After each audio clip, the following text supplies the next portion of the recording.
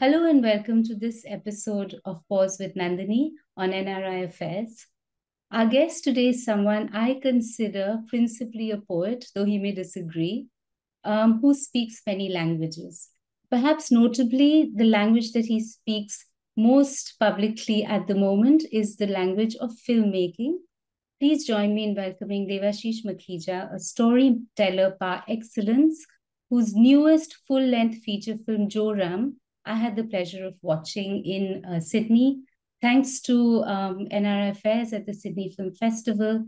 And I hope to speak at length about the film. Thank you so much for joining us today. Thank you for having me, Nandini. A quick introduction then. Apart from Joram, Devashish has written and directed full-length award-winning feature films, Bhonsle and Ajji, all three of which, including this one, have screened at Rotterdam and Busan, and the multiple award-winning short films, Cycle, Cheepatakadumpa, Taandav, Ilaichi, Agli Baar, Rahim Murge, Parmatro, Absent and Happy. That's a long list. We won't get through talking about each film, but I hope to touch upon some of the themes that run through his work. He began his journey on the iconic Black Friday, directed by Anurag Kashyap. His short and feature films have won awards internationally. He is a multi-practice artist. He had his own solo art show, Occupying Silence, and is a prolific writer. I think I have every one of his books. He's written books for children and young adults and adults. My favorite, I think because it was the first one, is Forgetting, but he's also written some lovely children's books. We'll try and talk a little bit about that as well. And his anthology of poems, Bewilderness, is out next year or sometime in the future.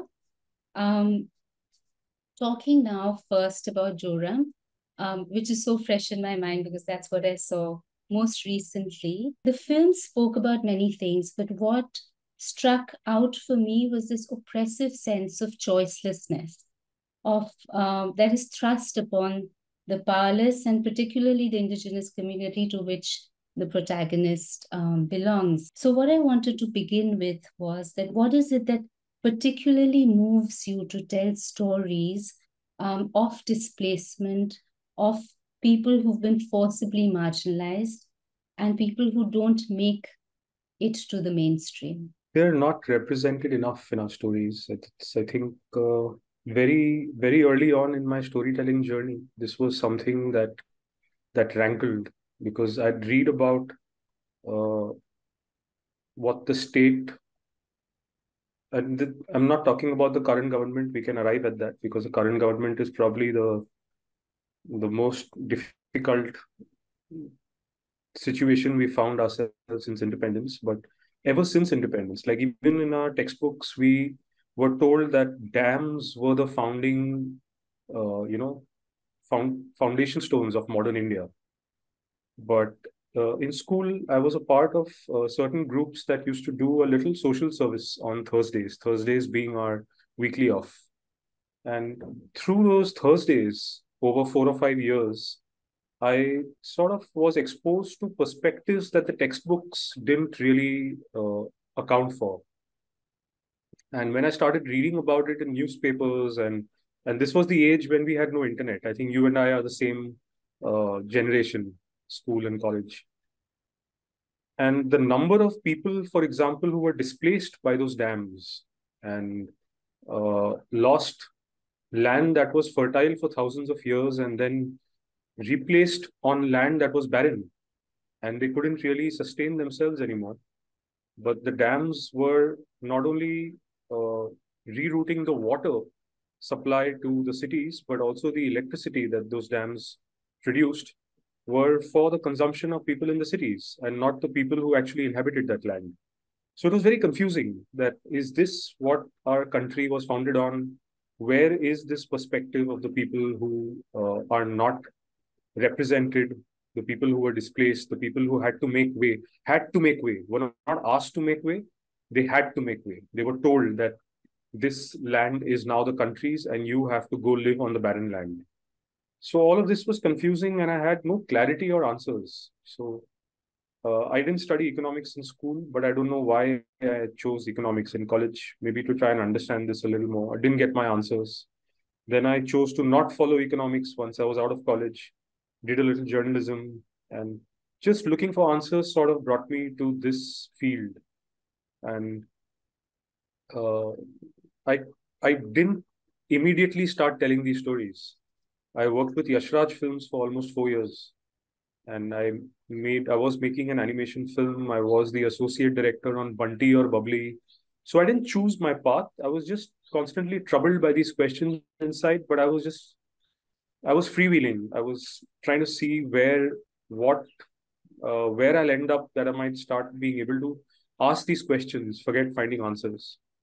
And when I did start asking these questions through my storytelling, I just didn't stop. So I didn't really plan it. This seemed like the natural way to find answers. I still haven't found them, but But what I do find is that, like you said, that you haven't arrived at any answers. But I mm, feel with every film or everything you write around this huge, complex situation, you keep opening doors and windows to give us different perspectives, different views. And even through the characters themselves, I have noticed from all your work that there's a reticence to see things in binaries, and there's a reticence to see everything as good and bad, even though sometimes we're forced to take sides. And when we're fighting for what we believe is social justice, for instance, you are forced to then say us and them. But the way that you do it, yeah. I find very interesting, because there's always something to delve deeper in terms of why a character behaves a certain way that they do. And I do wonder where that, because on one side, I see all the rage and, there's the anger and but on the other side, there is also this really deep empathy that runs through your films, not just for the protagonist, but for every character. Where does that come from? You mentioned two words at the beginning of this conversation: the choicelessness and the voicelessness.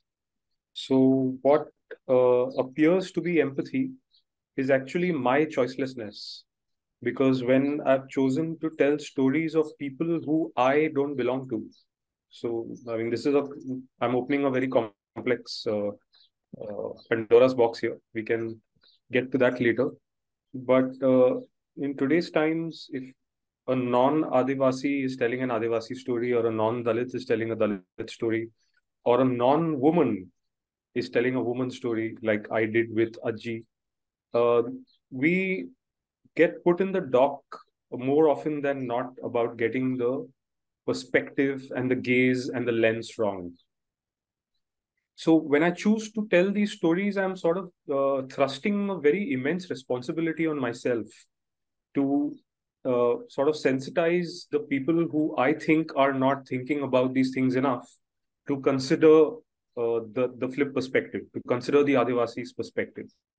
So to simplify this, if we talk about the city viewer of my films, watching a film about an Adivasi protagonist, if I take sides, which God help me, I want to take every minute of the making of that film, I will alienate the city viewer so much that my film will be rejected. And often that rage inside a storyteller like me actually attracts us to taking sides. And a lot of films made around the situation are pretty, partisan, because when you travel as a non-tribal, the tribal areas and the things that you see, and the helplessness that you experience, it can send you back with a very partisan feeling. And you can spend a lifetime and you will not be able to find a balanced perspective. But as a storyteller, if I don't bring that balanced perspective, I risk my stories being rejected, because I'm choosing to talk to the people I think are not sensitized enough. So I have trained myself to find the balanced perspective. So I have to rein in the rage. I have to let my viewer and my reader, I'm having an honest moment here, I have to let my viewer and reader not see that I'm actually partisan and I don't care for the city perspective. But to make them think about the Adivasi, I have to be equally empathetic both sides, because the city dweller had no choice really, like myself. I had no choice being born into a city life. If I had been given the choice, I don't know at what age, what I might have chosen, but I am living that unsustainable life that is so reliant on technology. I leave a much more massive carbon footprint than a tribal ever would. So what am I doing to change that? Not much really, because I don't know any other life but this one. So to be fair to myself, I have to be fair to the viewers as well, who are city people. So that's where what you call empathy for all sides comes from. It's not a choice, but it's a conditioned approach to storytelling. Otherwise, I'll alienate people, and then there's no dialogue. It's a breakdown of dialogue. I wanted to talk a little bit about how difficult it is, or what the challenges are specifically, to make the kind of films you make. I suppose that would be under any political situation. It might be hard because they sort of speaking truth to power and all of that. But particularly at this time, what are the things that you find make it extremely difficult?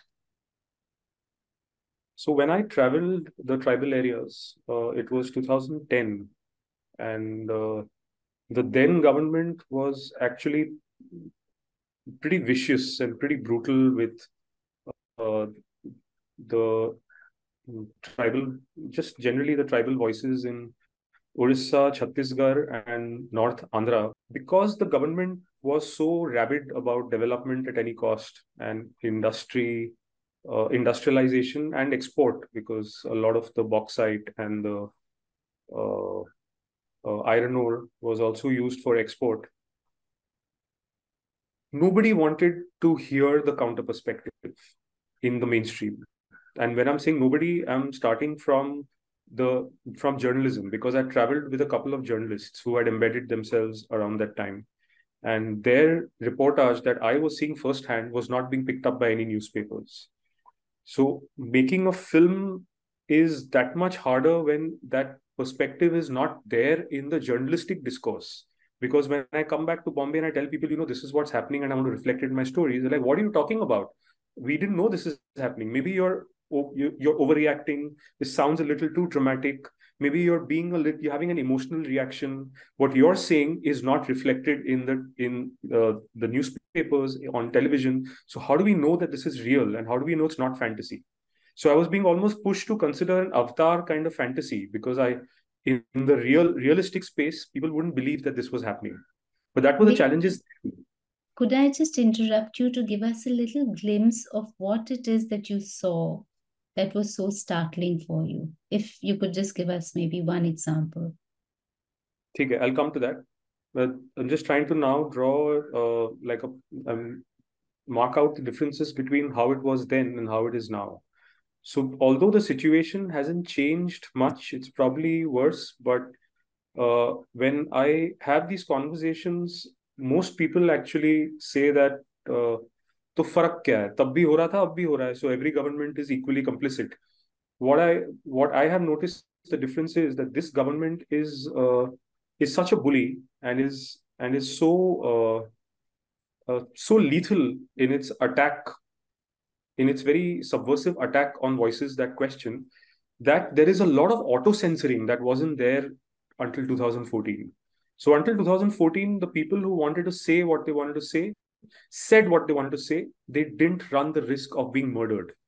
But today, voices like myself are, the minute I have an idea, I have to recheck that idea at least 200 times before I share it with a prospective producer or a studio or an OTT, because not only do I not want my film to not get made, I don't want them to blacklist me and not pick up my calls thereafter, because you won't even know today why someone is not answering your calls.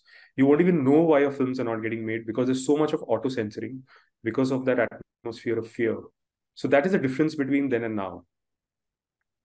Going back to 2010, the I mean, I was there for just about 5 weeks, and I don't know how activists and journalists do that for years on end. Just 5 weeks, and I think I was shaken enough to be telling these stories for the rest of my life.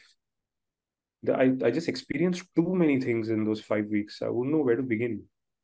Most of that time actually we spent, when I say we, it was me, a fellow filmmaker, a documentary filmmaker called Faiza Khan, and this journalist who was writing for the New Indian Express back then called Javed Iqbal. So the New Indian Express back then had a page, one page every weekend that was dedicated to stories around uh, the unrepresented. And within the year that I was sort of researching all of this, I saw that page get shut down and turned into a Bollywood page. My goodness. And Javed just, he pretty much lost every platform that he used to write for, and then he started putting it out on a WordPress blog. Anyway, so when we landed there, a lot of minors, 12, 13, 14, 15-year-olds, were picked up by the police because a huge group of tribals had gone to a police station to protest some illegal seizing of their land. And it was a silent, non-violent protest. I was there, I saw it. But what the police did was that they rounded them up, saying that the protest got violent and it was armed unlawful assembly, which is a non-bailable offense. When you have Section 144 in force, and Section 144 is you can't group in more than groups of 3 or 4. And the minute the government would like a company to have control of an area, the first thing they do is that they implement Section 144, preempting riots, which is a very convenient thing to do. So what the police did was they rounded up all of them, threw them in jail, and I mean, there's a lot of visual proof of this. I don't possess it, but a lot of activists in Orissa do.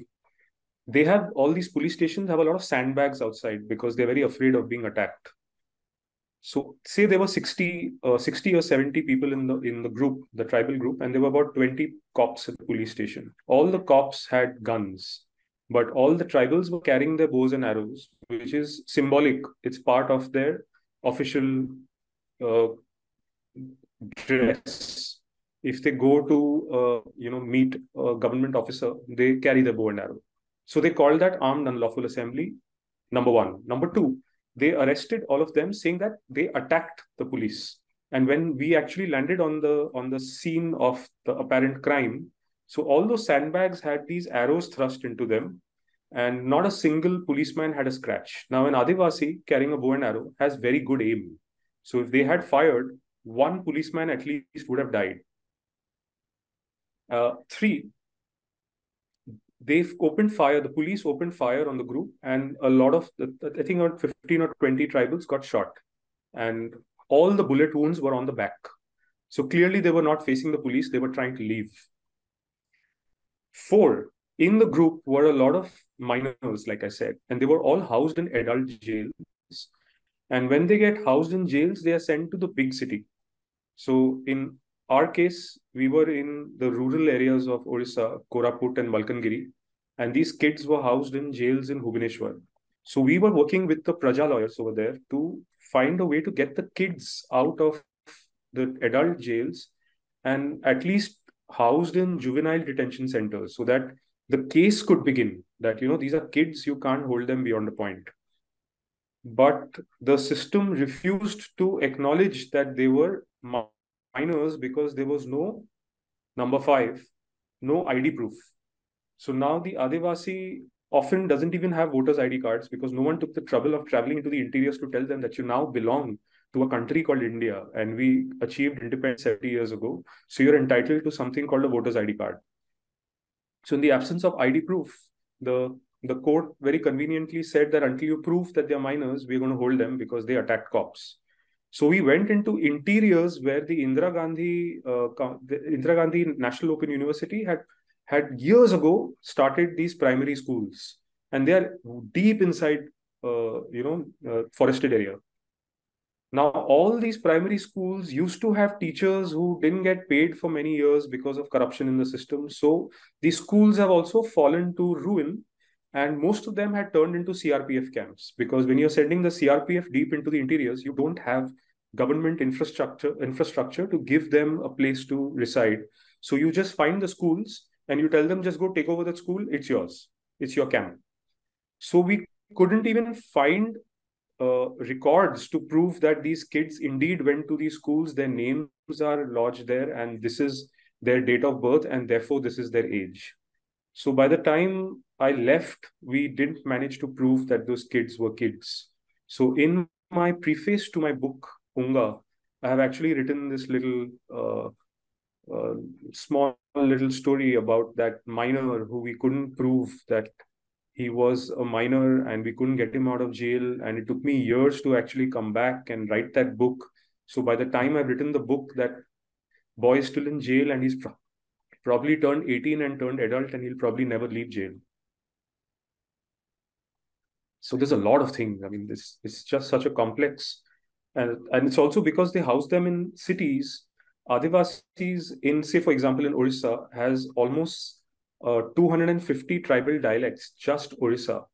And those dialects have very little in common with Odia. So when a tribal goes to the city to try and talk to a government official who's talking in Odia or Hindi or English, they don't know where to begin. So they need interface. So we were trying to be that interface. We were trying to read the court documents. We were trying to interpret it for them. We were trying to present their perspective to the officials. And it was near impossible. And after a point, even the Praja lawyers we were working with had to go underground, because it's very convenient for the system to call anybody who's helping the tribal a Maoist sympathizer. And the minute there's an official warrant in your name as a Maoist sympathizer, you can spend the rest of your life trying to prove that you're not a Maoist sympathizer, you're just trying to help. Just in this little anecdote that you shared, just the distance between that reality and our reality just seems insurmountable. And I can imagine how someone like you would try to spend a lifetime trying to tell those stories. And how difficult it might be for me to empathize with the city perspective within my story, but I have to do that, otherwise I'll alienate them. True. It kind of it makes sense now. Although when I read Unga, I really felt like it was a world that so much of it is completely unknown to us. Because you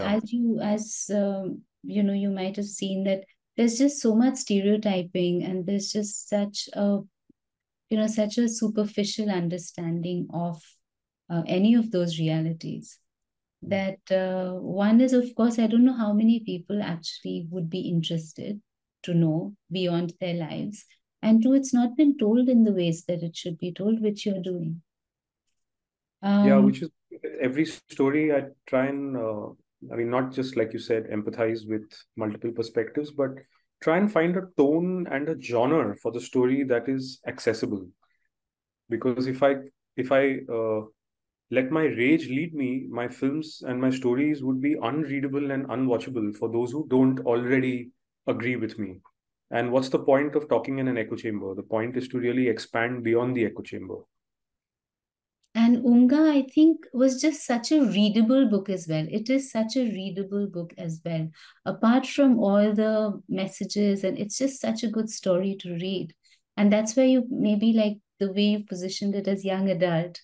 I think it's a fantastic read for them. So if any young adults are watching or listening to us, please pick up Unga. We shall retrace steps a little bit to Bhonsle, to Ajji. Two films that deeply moved me, and they stayed with me far beyond the time that I watched. And I think that's true for so many people, because when I watch your interviews, they come up repeatedly. People want to go on talking about them and dissecting them and trying to understand them. For me, watching anything that's quite violent is a little bit difficult, but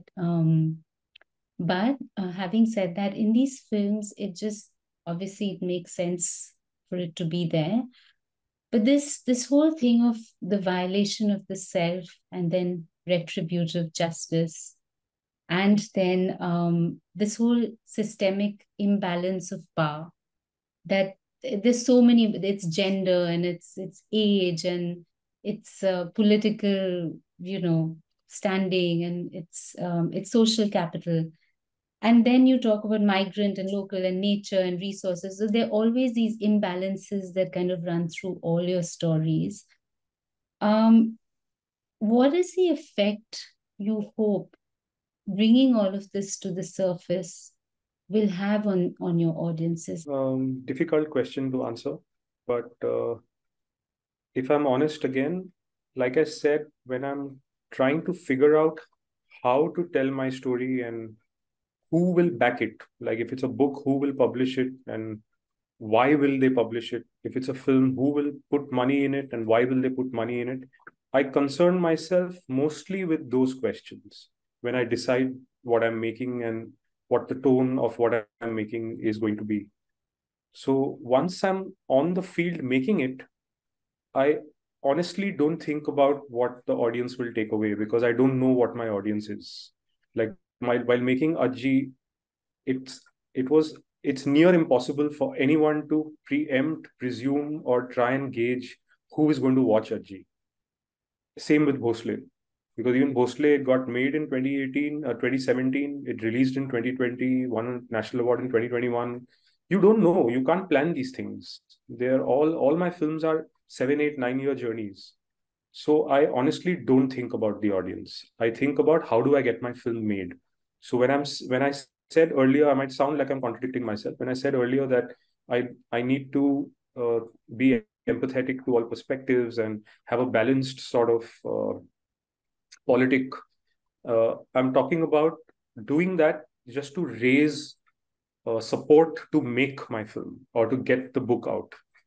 Once it's out, I have no idea who's going to watch it and who's going to read it, because with stories that have not been told before, or I mean, in the way that I tell them, I'm hoping that I have a voice that is a little different. So often producers don't know what to do with my films once they're made, because they're like, what kind of film like this has come before and how was it marketed? And nobody knows, because a film like this was not made before.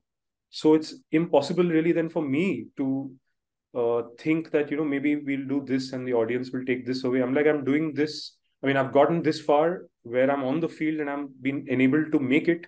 Now I'm going to make whatever I want to make, because all of this is inside me and there's a lot inside me. Like you said, there's a interplay of a lot of comments. It's not just, if it's gender, it's not just gender. I bring in politics and religion and environment and sustainability and class and caste and religion while I'm focusing on gender. So who am I going to rub the wrong way, and who's going to have some backlash for me? I don't know. And if I think about that, I'm probably not going to end up with any semblance of an original voice. So I tell my team as well that anything this film does or this book does after it's made, anything is a bonus. The fact that it got made is a miracle.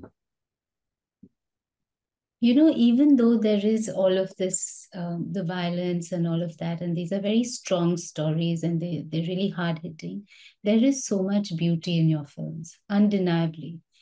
Just the way that they look, the music, the way they're shot, the way the characters sort of play out.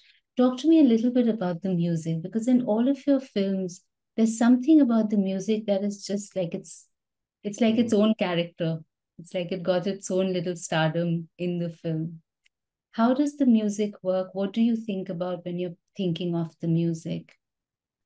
Now, saying that, I wanted to riff off the word you use, beauty, because in all my films, a lot of people get surprised that even though there's so much rage and fractured emotions at the center of my films, they end up looking really good.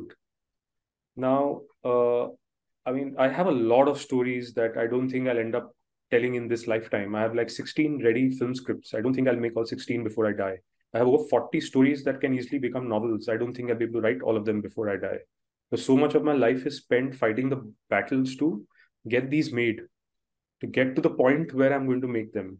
So before I started getting so troubled, I think by the voiceless and the choiceless, I had a lot of beautiful stories inside me, which became poems and became a lot of short stories and forgetting intimate stories about relationships and love and the lack of love and comedy. Like a couple of my short films are comedy, but I've never gotten a chance to make a feature comedy because there's just so much going wrong with this country that I can't give 2 years of my life making a comedy. It just feels like in those 2 years, how will I sleep? Because I'll be doing nothing about the things going wrong. So that beauty is there, and I don't know if I'll ever make a beautiful film for the sake of beauty before I die, not in this lifetime, unless this country undergoes a overnight radical change and something like the Aam Aadmi Party comes to power and there's an equitable distribution of wealth and there's representation of all marginalized entities in the parliament. It's not going to happen. It's too utopian, I think. So I'm not going to be able to do that. So I think it sort of pushes its way into these films when I'm not looking. I think one of the primary ways it sort of manifests is the music, because I wanted to be a musician. I wanted to be a musician all my life, and I couldn't follow through on that dream. So that unrequited uh, musician inside me, I get drawn to music. Like even in Bhonsle, my team mostly felt that the music of Bhonsle was at cross purposes to the film, because the film was trying to say something and the music actually has a slightly different tone and mood. And I said, I don't care. The music's speaking to me, and it's probably it's not a marriage of music and image that any other filmmaker would have found logical. But and then I went back and actually recut the rhythm of those scenes basis to music. A similar thing happened in Joram, because I don't know if you noticed, but the music in Joram, people haven't watched it, so there's no way to watch it, so I won't say much. The music is a very surprising choice for the kind of film that it is. And that is also something that a lot of people were surprised by, that why are you going here? But I'm like, it for me, music can bring a dimension that the sound and the image together are not able to convey. So music for me brings that extra dimension, a psychological, sometimes a philosophical dimension. And here I have a collaborator who is also probably one of the finest music composers of this era and not appreciated enough, Mangesh Takde. He's done almost all my films, from my short films to Ajji, Bhonsle, and Joram. So he understands me. And when I tell him that forget what you're seeing on screen, let's go into this territory, he first gets shocked and then he says, okay, let's, because no one allows me to go into zones that are so unpredictable. All right. Speaking of you wanting to be a musician, shall we go to Kolkata? When you and I first met in college. Yes, precisely then. But also, I just wanted to talk to you a little bit about early influences, early sort of things that stayed with you and shaped the way that you started thinking about things. One of the interesting things I find is this, and it's just something that I've been thinking about lately, is does language really play a role in thought and in how we sort of understand the world? And you grew up in Kolkata, and I would assume quite an English focused consumption of literature, of film, environment, the schools you went to. And now you're writing films that are in Hindi, and you know, how did that happen? And what are the influences, or are there no influences that you can directly sort of attribute to who you are now as a creative person? The biggest irony there is that it is language that causes all conflict across the world. That creates the biggest barriers. It creates insurmountable barriers. Like, for example, what I said about what I saw in Orissa. So many Yes. dialects, and you can't even speak the state language. Forget about the national language. How are you going to communicate with anybody from the system? Being someone who's so that the difference of language makes you uh, sort of accentuates your voicelessness. So as a writer, that too in English. I'll come to English. And as a filmmaker who has characters who are speaking, it's all language. It's all language oriented. And I find that a bit of a handicap, which is why I said, I miss having chosen the path of music or even art, because image and music and sound, they transcend the barriers of language. And given that we are so handicapped by language, and then within that very limited handicapped space, we are trying to, pole vault over cultural barriers. It's really difficult. So when I came from Calcutta to Bombay, I primarily spoke English, because Calcutta, not the rest of Bengal, but at least Calcutta is almost like bequeathed to us by the British. You can't escape English. We I spoke agree English at with home as that. well. I, being a Sindhi, I don't speak a shred of Sindhi because we just spoke English. Yeah. And even in school, although Hindi was my second language, if we were caught speaking Hindi, being a Catholic school, we'd get docked 2 marks in our English paper. So it was just ridiculous to not, be able to engage with more than one language. Although my father being a sari seller, I got to interact a lot in Bengali. So my Bengali became a lot more fluent than my Hindi, although Bengali was a third language.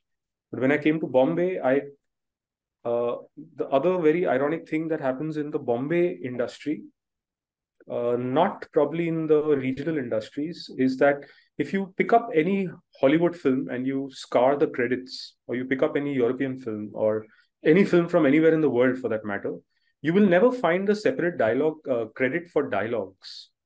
You only find it in Hindi cinema, because the job specialization so happened in the last 30-40 years that English speaking people became screenwriters, and a lot of them weren't very fluent in Hindi, and the Hindi speaking people, because they couldn't really type their scripts out in English, they became dialogue writers, and they started, so the English writer will write the sort of the outline of the scene, and the dialogue writer will come and write the words in the character's mouth, and then the director will come and start visualizing it. I say, I can't do that.